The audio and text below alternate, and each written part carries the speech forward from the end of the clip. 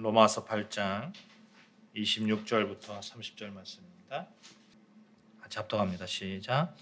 이와 같이 성령도 우리의 연약함을 도우시나니 우리는 마땅히 기도할 바를 알지 못하나 오직 성령이 말할 수 없는 탄식으로 우리를 위하여 친히 간구하시느라. 마음을 살피시는 이가 성령의 생각을 아시나니 이는 성령이 하나님의 뜻대로 성도를 위하여 간구하심이니라. 우리가 알거니와 하나님을 사랑하는 자 곧 그의 뜻대로 부르심을 입은 자들에게는 모든 것이 합력하여 선을 이루느니라. 하나님이 미리 아신 자들을 또한 그 아들의 형상을 본받게 하기 위하여 미리 정하셨으니 이는 그로 많은 형제 중에서 맏아들이 되게 하려 하심이니라.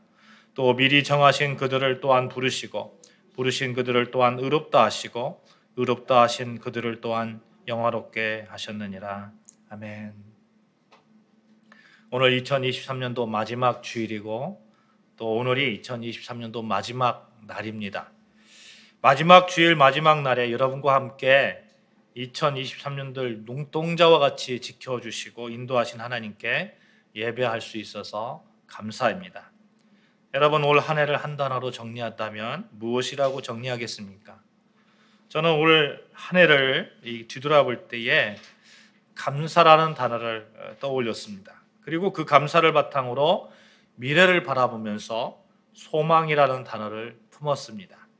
과거를 살펴보면 감사요, 미래를 바라보면 소망입니다. 제가 이렇게 말씀드리는 근거가 있어요. 지난 수요일 지인들이 교회에 방문하셔서 점심을 같이 했습니다. 그때 이런저런 이야기를 나누었는데 어떤 분이 저에게 이런 질문을 하는 거예요.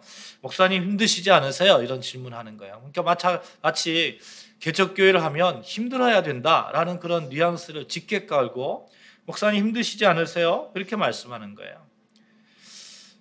제가 지난 세월을 보니까 모든 것이 감사였더라 하는 것이죠. 그리고 제가 겪었던 일들을 그분들에게 간증했습니다. 그 간증의 핵심은 우리는 약한 것처럼 보였지만 강하게 지내왔다 하는 것이었습니다.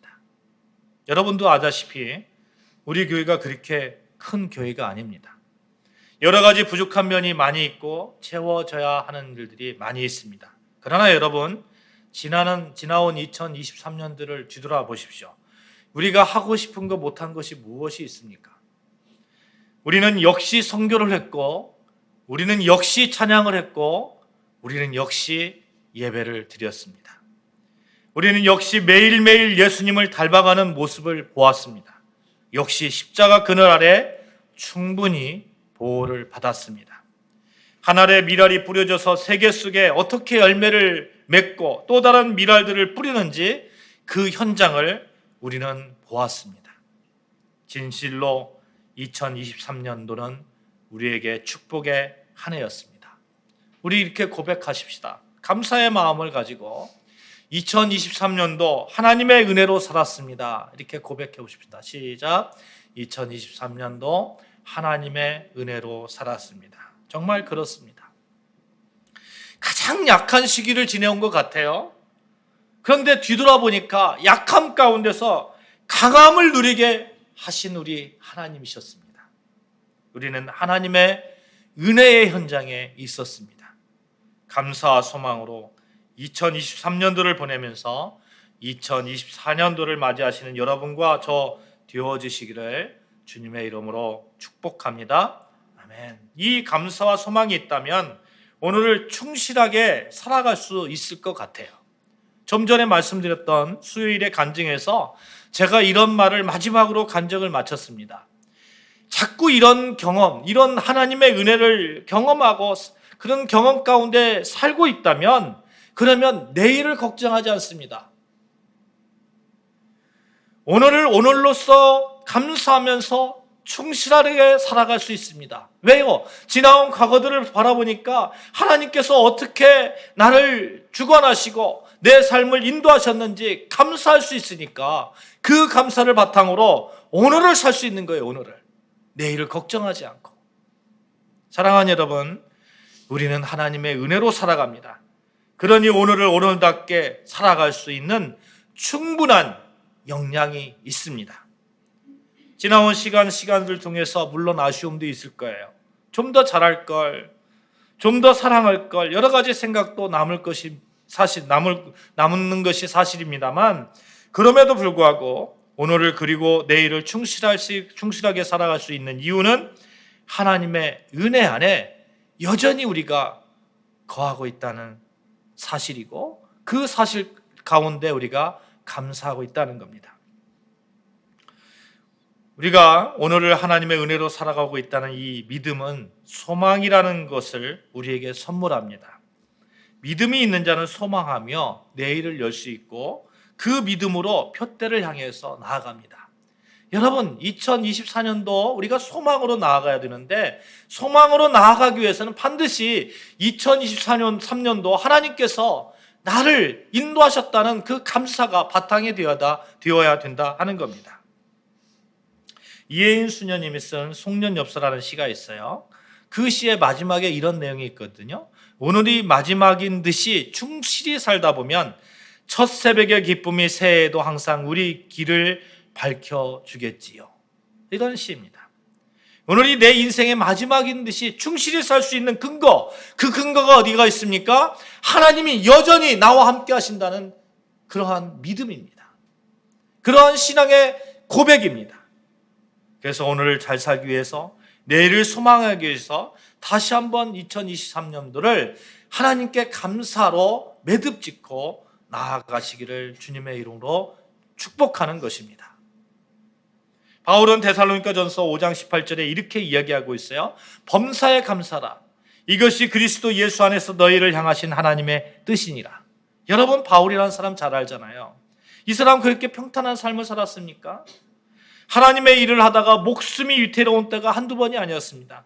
고린도서 11장 보면 바울은 수없이 감옥에 갇혔고 수없이 매를 맞았고 몇 번이나 죽을 뻔하고 강도의 위험, 동족의 위험, 이방인의 위험, 시내의 위험, 광야의 위험, 거짓 형제들의 그 수많은 위험 가운데 있었어요.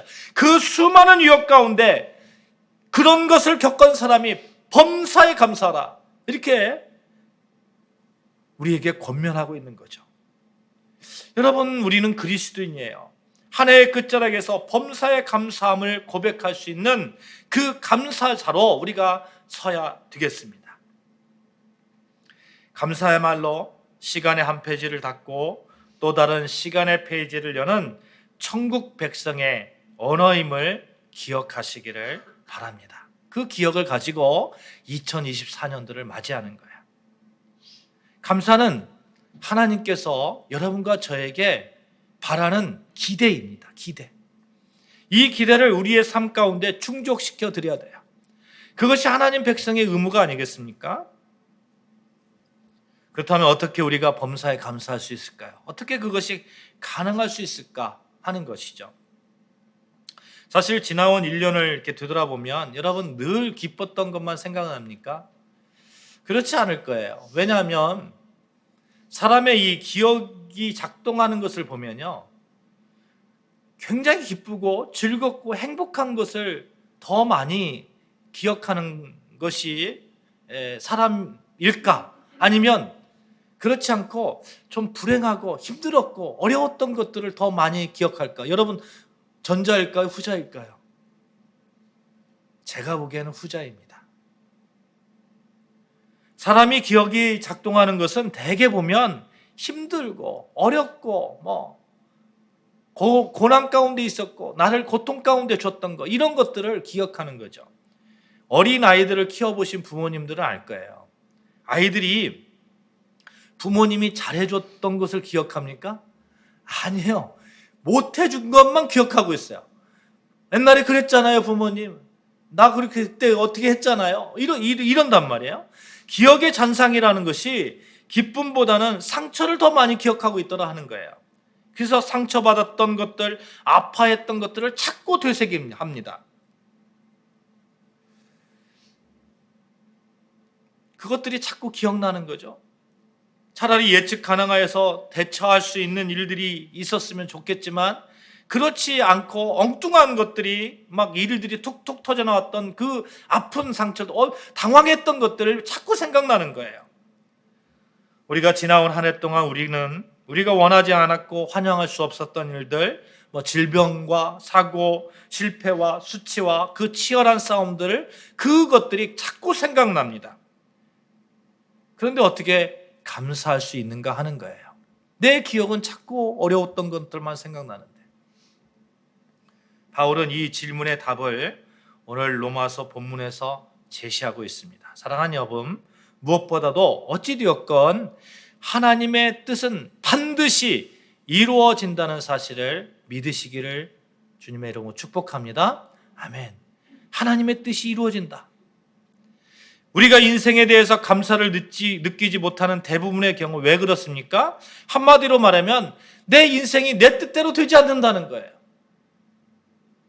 그러나 여러분, 내 뜻은 이루어지지 않아도 하나님의 뜻은 이루어짐을 믿으시기 바라고, 그 하나님의 뜻 가운데서 우리는 반드시 하나님의 그 선한 뜻 안에 우리는 거하고 있다는 그 사실을 우리가 고백해야 됩니다.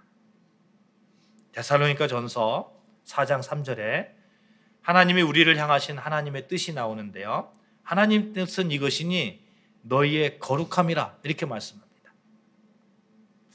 하나님께서 우리를 향한 뜻이 우리가 거룩해지는 거라는 거예요. 그런데 여러분, 거룩은 누구의 속성입니까?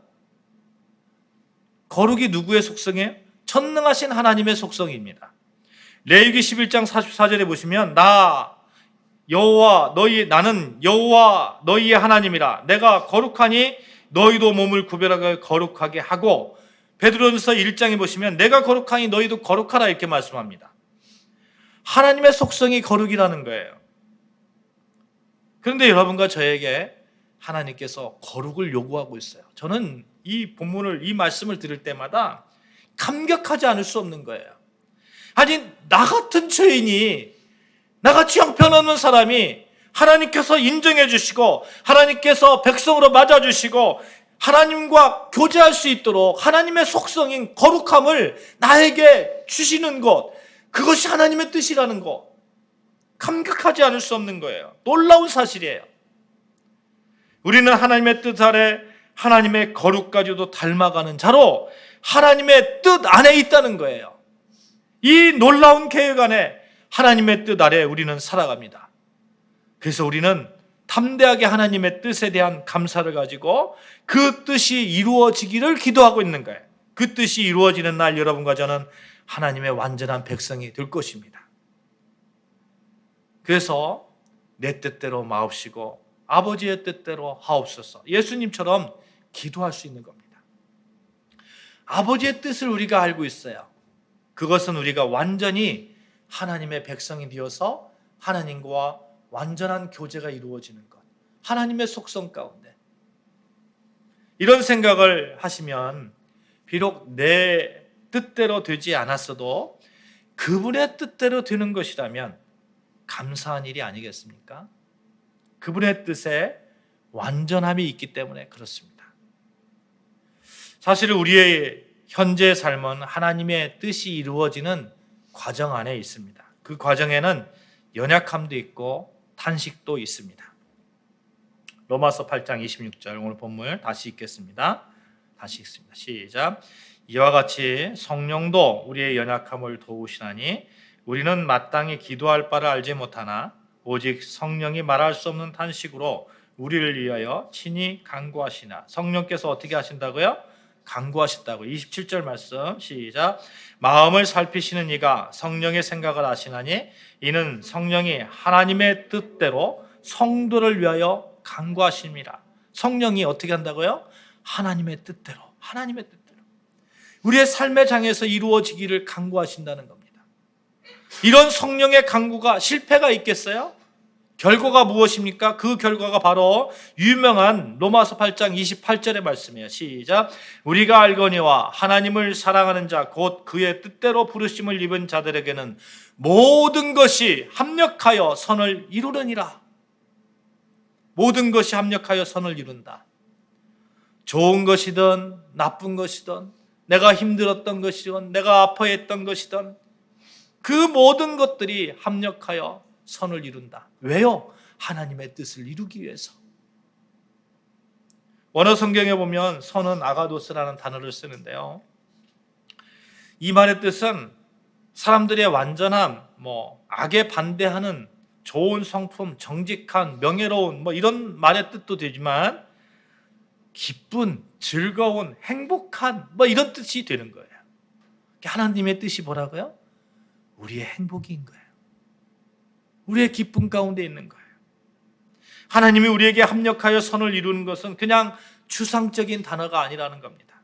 완전하고 정직하고 명예롭고 그러면서 행복하고 기쁜 것을 말하는 것입니다. 여러분, 하나님을 잘 섬겨보십시오. 그 사람의 삶이 얼마나 기쁨 가운데 살고 있는지 우리가 경험하지 않습니까? 기쁘다고 말하고 감사하다고 말하는 사람들, 그 말을 입버릇처럼 하고 사는 사람들 한번 대개 보십시오. 어떤 분들이 그렇게 합니까? 그리스도인들이에요. 그리스도인들이 입에서 감사라는 말을 떠올립니다. 왜 그렇습니까? 하나님으로 인해서 내 삶이 기쁘기 때문에 그래요. 모든 것이 합력하여 완전하고 정직하고 즐겁고 행복하다는 겁니다. 수요일 함께 하셨던 분 중에 한 분이 이런 질문을 하셨어요.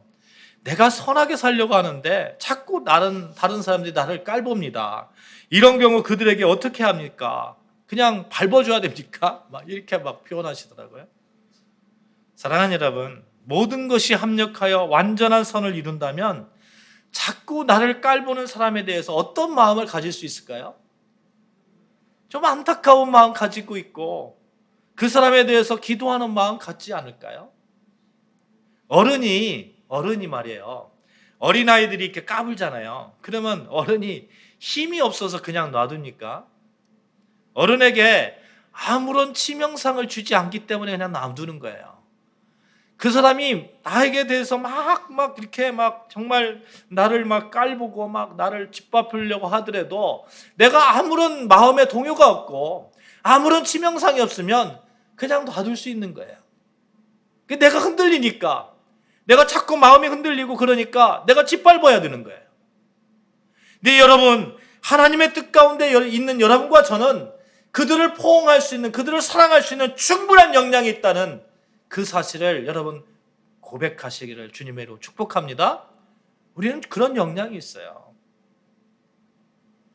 나를 깔보는 사람으로 인해서 전혀 마음의 상처를 받을 이유가 하나도 없습니다. 왜요? 우리는 하나님의 은혜 아래 있고 하나님의 뜻 안에 있기 때문에, 하나님의 그 뜻 안에서 하나님께 감사하는 자이기 때문에. 그래서 바울은 그리스도인들에게 모든 것이 합력하여 선을 이룰 것이라고 선포하는 것입니다. 그 선포할 때에 바울이 어떤 상황 속에 있었습니까? 로마서 8장 18절을 제가 봉독해 드리겠습니다. 생각하건대 현재의 고난은 장차 우리에게 나타날 영광과 비교할 수 없도다. 바울이 지금 어떤 상황이에요? 현재 고난 가운데 있는 상황입니다. 고난과 영광, 슬픈 일과 기쁜 일, 좋은 일과 안 좋은 일, 모든 것이 다 바울의 삶 속에 포함되어 있는 그 상황 속에서 바울은 장차 우리에게 나타날 영광과 비교할 수 없다 고백하고 있는 것이죠. 이 모든 것이 하나님의 선, 곧 하나님의 뜻을 이룰 것이라는 겁니다. 이것은 오직 그리스도인들, 여러분과 저에게 주어진 하나님의 은혜입니다. 하나님의 선물입니다. 다시 28절을 보실까요? 어떤 자들에게 하나님의 약속이 임하는지 분명하게 기록되어 있는데, 우리가 알거니와 하나님을 사랑하는 자, 곧 그의 뜻대로 부르심을 입은 자들, 바로 여러분과 저입니다. 이 자리에서 예배드리는 여러분과 저, 그리고 이 땅에서 예수 그리스도를 주로 고백하는 모든 그리스도인들에게 주시는 말씀입니다. 그렇다면 여러분, 이제 우리는 지나온 한 해 우리가 겪어온 모든 부정적인 경험들, 그 기억들에 대해서 어떻게 우리가 반응해야 될지 분명해졌습니다. 우리는 감사할 수 있습니다. 물론 이 말은 우리가 겪어온 모든 악한 일들이 다 좋은 일이라는 말은 아닙니다. 나쁜 일은 나쁜 일이죠. 악한 일은 악한 일입니다. 그러나 하나님은 성도들의 인생의 장에서 경험되는 나쁜 일로 끝나도록, 악한 일로 끝나도록 내버려 두지 않으십니다. 그런 나쁘고 악한 일들조차도 하나님의 주권적인 간섭과 개입으로 궁극적으로 선한 일이 되게 하시겠다는 겁니다. 그래서 바울이 로마서 8장 35절 같이 봉독할까요? 시작. 누가 우리를 그리스도의 사랑에서 끊으리요? 환난이나 공고나 박해나 기근이나 적신이나 유혹이나 칼이랴. 환난, 공고, 박해, 기근, 적신, 위험, 칼. 우리를 그리스도의 사랑에서 끊을 수 없습니다. 그리스도의 은혜에서 끊을 수 없습니다. 우리가 경험하는 어떤 나쁜 것도 우리를 하나님의 사랑에서 단절시킬 수 없다는 것입니다. 경제적인 그런 시련, 가난, 질병, 도난, 파산, 사고, 재앙, 이 모든 것들조차도 우리를 그리스도의 사랑에서 끊을 수 없습니다. 여러분과 저는 하나님을 사랑하는 자이기 때문에 그렇습니다. 사랑하는 여러분, 이 사실을 믿음으로 말미암아서 하나님께서 주시는 그 큰 은혜, 그 은혜 안에서 소망으로 2024년도를 준비하시기를 축복합니다. 아멘. 사랑하는 여러분, 지나온 23년이 모든 것이 하나님의 뜻을 이루는 일들 가운데 하나이었음을 감사한다면 2024년도를 소망으로 준비할 수 있다는 거예요. 감사하며 믿는 자에게 2023년도는 소망으로 다가올 겁니다. 소망하며 가는 거예요. 소망하면서. 얼마나 멋진 일들이 펼쳐질까. 저는 우리 아름다운 교회 지금 현재 상황을 보면서 2024년도를 소망하는 거예요. 이보다는 나아질 거 아니에요. 얼마나 기쁜 일들이 넘치나겠습니까? 수요일 날 어떤 분이 그러시더라고요. 몇 분이나 오세요. 제가 그런 얘기했어요. 여러분 한 분만 여기 앉아 있어도 우리 교회는 엄청 많은 그런 확 차는 것처럼 느껴질 겁니다. 2024년도는 정말 우리에게 소망입니다. 우리는 하나님의 뜻을 이루는 소망이 있기에 또 내일을 아름답게 준비할 수 있습니다. 이 소망으로 준비하는 모습을 잘 보여주는 말씀이 있는데요. 누가복음 16장에 있는 말씀이에요. 누가복음 16장에 보면 청지기 비유가 나오는데 한 청지기가 있었어요. 주인의 재산을 잘못 관리했습니다. 근데 주인이 이제 와서 이제 어떻게 이제 그 결산을 할 거 아니에요. 온다는 거예요. 그러니까 낭비했잖아요. 낭비하니까 낭비라는 얘기는 탕진했다는 얘기거든요. 그러니까 이 청지기가 주인의 장부를 조작을 합니다. 조작을 해요. 주인의 재산 중에서 기름 100마를 빌려간 사람을 불러다가 50말만 빌려간 걸로 조작을 합니다. 그리고 밀 100석을 빌려간 사람에게는 80석만 빌려갔다고 써라고 이렇게 적습니다. 자신이 주인이 아닌데도 마치 주인인 것처럼 빚을 이렇게 탕감해 주는 거예요. 청지기는 빚을 탕감해 줄 자격이 없어요. 그렇죠? 탕감해 줄 주인이 아니잖아요. 주인이 빚을 탕감해 주는 거예요. 이 청지기는 자기가 주인인 것처럼 행세하면서 장부를 조작하는 거죠. 장부를 조작했다는 것은 자기가 주인의 재산을 낭비한 것도 모자라서 나중에 주인이 받아야 할 재산, 빚을 자신이 탕감해 줌으로 해서 주인의 재산에 손해를 막심하게 입히는 겁니다.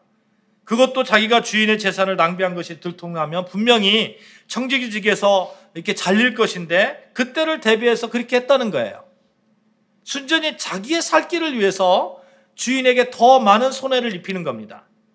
주인의 재산을 탕진했죠. 종이면서 주인 행세를 했죠. 주인의 장부를 조작해서 재산을 축냈지요.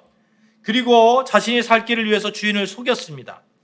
그래서 8절에서는 그 청지기를 가리켜 뭐라고 얘기하냐면 옳지 않은 청지기다 이렇게 얘기합니다. 옳지 않은 청지기. 옳지 않다는 거예요. 그 청지기는 옳지 않다는 거예요. 나쁘다는 겁니다. 그런데 예수님이 그 청지기를 칭찬합니다. 왜 그렇게 예수님께서 칭찬했을까요? 이유가 있습니다. 다시 이야기를 해보겠습니다. 어떤 부자에게 청지기가 있었어요. 근데 그 청지기가 주인의 재산을 낭비하고 있다는 소문을 주인이 듣게 되었습니다. 그래서 주인은 청지기에게 내가 재정감사를 해야겠다. 그러니 재정장부 일체를 준비해 놓아라 이렇게 얘기했어요. 만일 들리는 대로 내 재산을 낭비했다면 그 책임을 물을 것이다. 이 통보를 받은 청지기는 자신의 비리가 주인에게 알려졌다는 것을 알고 더 이상 이 자리에 앉을 수 없음을 알게 된 거죠. 그래서 대책을 세웁니다. 대책을 세우는 거예요. 3절에 보시면 그 청지기가 고민을 하다가 이 고민하는데 이런 내용이 있거든요. 내가 나이가 많다는 얘기를 해요. 그러니까 이게 쫓겨나면 이제 난 갈 데도 없는 거예요. 갈 데도 없는 거예요. 이제 늙어서 일할 힘도 없어요. 평생 동안 청지로 있었기 때문에 지금까지 쌓은 자신의 명예 때문에 거지처럼 남에게 이제 얻어먹으며 살 수도 없는 거예요.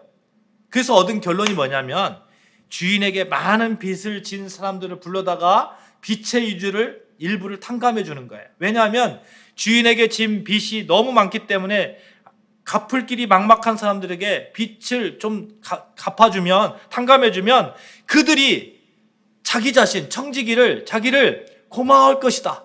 고마워할 것이다. 그리고 나중에 자기가 청지기 자리에서 쫓겨나면 그들을 찾아갔을 때 그들이 자신에게 좀 이렇게 고마움을 표현해주지 않을까? 자기 살 길을 준비하는 거예요. 자기 살 길을. 자기 살 길을 준비하는 그 모습을 보면서 예수님께서 그 청지기를 칭찬합니다. 여러분, 여기서 분명히 알아야 될 것이 있어요. 예수님은 불의한 청지기라고 했어요. 잘못된 거예요. 잘못됨에도 불구하고 칭찬하는 이유는 그가 준비를 했다는 거예요. 미래를 준비했다는 거예요. 여러분 한번 생각해 보세요. 여러분과 저는 이 불의한 청지기 아닙니까? 여러분과 저는 깨끗한 청지기입니까? 하나님께서 여러분과 저에게 맡겨주신 그 달란트가 있어요. 그 달란트를 가지고 정말 온전하게 이 땅에서 다 그것을 펼치면서 살았습니까? 제가 이 말씀을 준비하면서 제 자신을 볼 때에 저는 불의한 청지기예요. 불의한 청지기예요. 한없이 불의한 청지기예요. 이 불의한 청지기가 하나님 앞에 설 때에 어떤 모습으로 서야 될까? 다시 한번 2023년 4년도를 바라보는 겁니다. 그래, 내가 좀 준비해야 되지 않을까? 뭔가 준비하면서 살아야 되지 않을까? 그래도 역시 하나님의 미라를 뿌려야 되지 않을까? 그래도 역시 찬양해야 되지 않을까? 그래도 역시 소망으로 하나님께서 맡겨주신 일들 그래도 뚜벅뚜벅 감당해야 되지 않을까? 저는 불의한 청지기였습니다. 이 고백을 할 수밖에 없는 거예요. 언젠가 여러분과 저는 완전하게 하나님을 뵐 때가 있을 겁니다. 그때 하나님 앞에서 마치 어린아이들이 선생님 앞에 일기장 내놓듯이 여러분과 저의 삶을 일기장을 쫙 펼쳐놓을 거예요. 하나님, 저 이렇게 살았어요. 장부를 펼쳐놓을 거예요. 역시 불의한 청지기였습니다. 그러나 하나님, 제가 그래도 그 가운데서 하나님 하나님의 미라를 뿌리기 위해서 정말 준비했습니다. 하나님, 그래도 하나님을 찬양하기 위해서 정말 최선을 다했습니다. 준비했습니다. 이 준비 가운데 나의 연약함으로 인해서 잘하지는 못했지만 늘 준비하면서 그것을 감당하려고 했습니다. 하나님 앞에 그런 불의한 청지기의 심정으로 내어놓기를 소망합니다. 사랑하는 여러분, 이제 송년역서 마치표를 찍어야 할 시점이 되었습니다.